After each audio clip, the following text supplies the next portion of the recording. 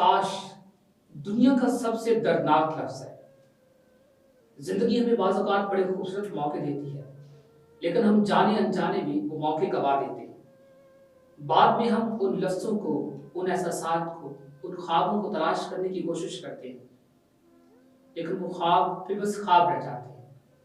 ہم بھی وہ کام تخیلات میں بھی نہیں کر پاتے۔ عجیب سا انجانا سا پن ہمیں ہمیشہ کے لیے باقی رہ جاتا ہے۔ جیسے میں نے اپنی کتاب میں ایک کہانی کوٹ کی تھی، کبھی کبھی پروردگار ہمیں بہت سے خوبصورت لوگوں سے نوازتا ہے جو ہمیں بڑی آسانی کے ساتھ مل جاتے ہیں، لیکن ہم اپنی انا پرستی، اپنی خودداری اور نہ جانے کن باتوں کی وجہ سے کھو دیتے ہیں۔ جب وہ لوگ ہماری زندگی سے نکل جاتے ہیں تو ہماری زندگی میں ایک خلا سا باقی رہ جاتا ہے۔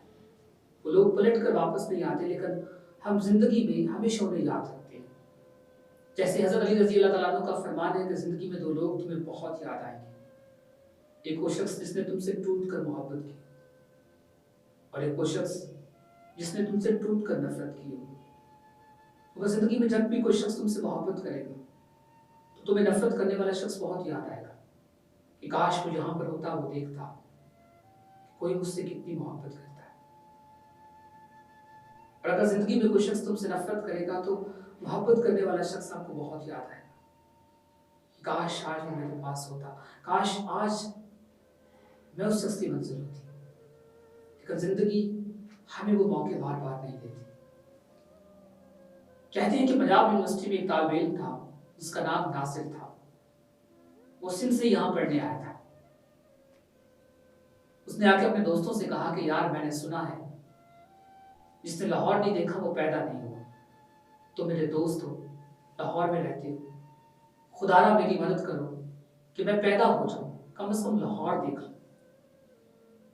اس کے دوستوں نے کہا کہ ٹھیک ہے، ہم تمہیں لاہور کی سیر کروائیں گے۔ پہلا سیمسٹر شروع ہوا، لوگ تمام اپنی کتابوں میں ہو گئے، ہر کوئی اپنے کام میں محو تھا۔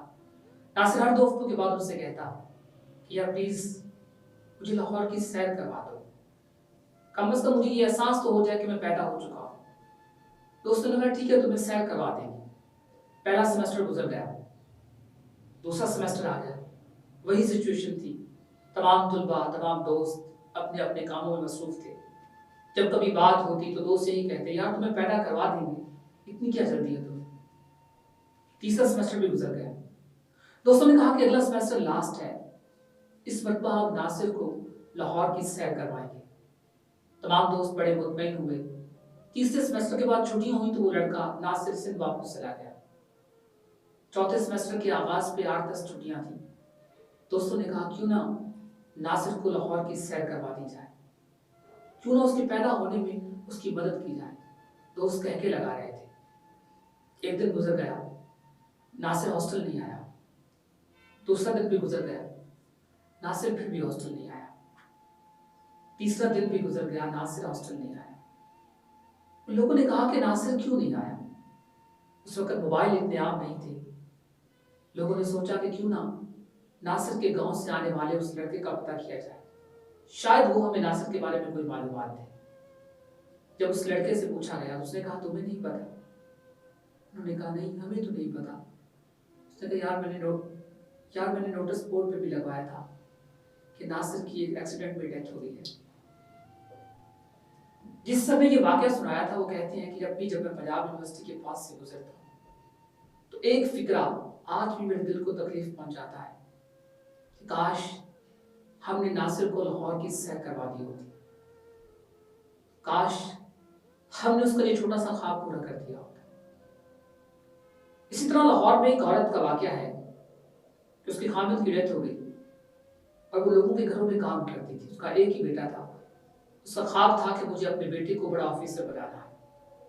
وہ صبح سے شام تک 3-4 گھروں میں کام کرتی، ان کے برتن دھوتی، ان کے کپڑے دھوتی، لیکن خواب ایک ہی تھا کہ مجھے اپنے بیٹے کو آفیسر بنانا ہے۔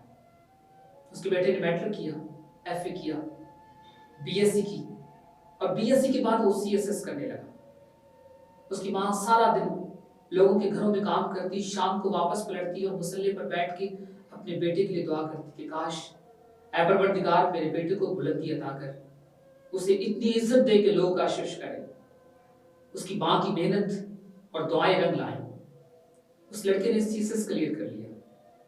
اس کی ماں ہارٹ پیشنٹ تھی. اس نے اپنے بیٹے سے کہا بیٹا ایک میرا خواب ہے, مجھے حج کروا دو. اس کے بیٹے نے کہا ماما تجھے پتا ہے نا میں کتنا بڑا آفیسر ہوں, میرے پاس گاڑی نہیں ہے, پہلے ہم گاڑی خرید لیتے ہیں اس کے بعد آپ کو حج کروا دوں گا. 6 مہینے گزر گئے, اس نے کالی شان گاڑی لے لی. اس کی ماں نے پھر کہا بیٹا اب تمہارے پاس گاڑی آ چکی, اب تو مجھے حج کروا دو.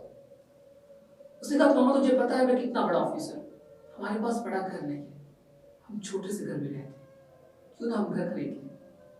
پھر اگلا 1.5 سال وہ گھر بنانے میں لگ گئے.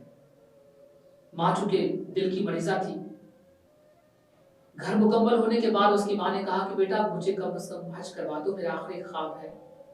میں نے کئی خواب بنے ہیں اس کے ساتھ کہ میرا بیٹا جب آفیسر بنے گا تو مجھے حج کروائے گا, تو مجھے حج کروا دو. اس پر اس کے بیٹے نے کہا امی جان آپ کو پتا ہے نا مجھے مارچ کے مہینے میں چھٹیاں ہوتی ہیں, اس مرتبہ جب چھٹیاں ہوں گی تو ہم گھومنے پہ جائیں گے, ہم حج کریں گے.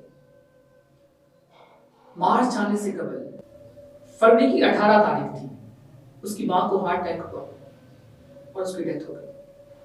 لاہور کی سڑکوں پر وہ بیٹا وہ CSS آفیسر دھاڑے مارتا ہوا رو رہا تھا کہ کاش میں نے اپنی ماں کو حج کروا دیا ہوتا.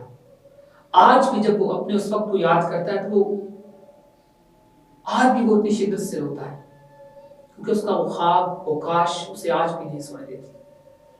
زندگی جب بھی آپ پر مہربان ہو, زندگی جب بھی آپ کو خوبصورت موقع دے, خوبصورت ہم سفر دے, ان کو فوراً اچیو کر لیجیے, ان کو حاصل کر لیجیے. کہ زندگی آپ کے پاس پلٹ کر نہیں آئے گی, آپ تراشیں گے, آپ ڈھونڈیں گے وہ شخص, چراغ لے کر بھی نکلیں گے تو وہ شخص آپ کی طرف پلٹ کر نہیں آئے گا. زندگی ہمیشہ آپ پر مہربان نہیں رہتی, یہ شاہوں کو گدا کر دیتی ہے, گداؤں کو شاہ کر دیتی ہے. پھر اس وقت ایک لفظ جو سیخوں کی طرح, جو سوئیوں کی طرح ہمارے ضمیر میں, ہمارے وجود میں, ہمارے دل میں, ہماری دھڑکنوں میں, ہماری چاہتوں میں, ہمارے لہجوں میں کھنکتا رہتا ہے کہ کاش میں نے وہ کام نہ کیا ہوتا, کاش میں نے اسے کھو نہ دیا ہوتا. اپنے آپ سے, اپنے ضمیر سے ضرور پوچھیے, کیونکہ زندگی ایک بے لگام گھوڑا ہے, اور گھوڑا جب کسی کو رونتا ہے تو وہ نہیں دیکھتا کہ کسی کو چوٹ کہاں پر لگ رہی ہے. زندگی بہت خوبصورت ہے, اس میں خوبصورت لوگ بڑی قسمت سے ملتے ہیں, اور خوبصورتی کے لیے آپ کے چہرے کا خوبصورت ہونا ضروری نہیں ہے. جیسے کسی شاعر نے کہا تھا کہ یوں تو انسان کا چہرہ ہے سورج کی طرح روشن, روح میں گھور اندھیرے کے سوا کچھ بھی نہیں. صرف چاند سا چہرہ ہی ضروری نہیں ہوتا. زندگی میں آپ کو اپنا ہم سفر چنتے ہوئے اس کی قابلیت, اس کی دانشوری, اس کی دانائی کو مد نظر رکھنا ہوگا, کیونکہ آپ کی خوبصورتی چند دنوں کی مہمان ہے. 2 سال, 3 سال, 4 سال, میکسیمم 10 سال. اس کے بعد جس چیز پر آپ نے ڈیپینڈ ہونا ہے, جس چیز پر آپ نے خوش رہنا ہے, وہ آپ کی انڈرسٹینڈنگ ہے. اور ایک ویل ایجوکیٹڈ پرسن کے ساتھ آپ کی انڈرسٹینڈنگ بہت خوبصورت ہو جاتی ہے. یقین کیجیے کاش بہت دردناک ہے, ہم اس کی سزا کو بھگت بھی نہیں سکتے.